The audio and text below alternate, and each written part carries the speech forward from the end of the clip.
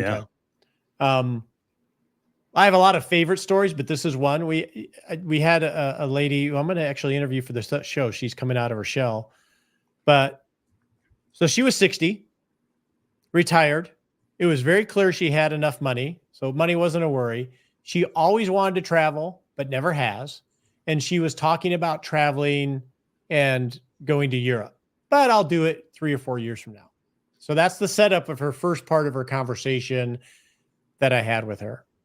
And then immediately after that, she said, "Oh yeah, my family has this degenerative disease. My mom's blind. My sister, who's younger than I, is starting to go blind." And, so she just sort of threw that in. And I'm like, in my mind, I'm like, well, what the heck are you doing? You don't know if you have it or not. Why you're not traveling? And she was like, "Oh yeah, that's not a bad idea." I'm like, "Yeah, it's a good idea."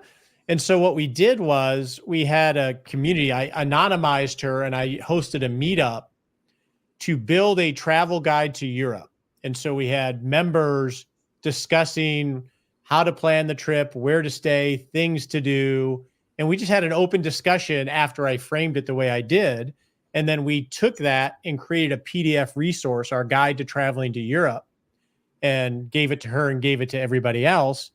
And literally 3 months later, she sent me a photo from like Munich, and she's been traveling nonstop. And so taking these little individual stories and holding someone up, even if it's anonymous, to try to love on them and empower them, that's community building. Oh,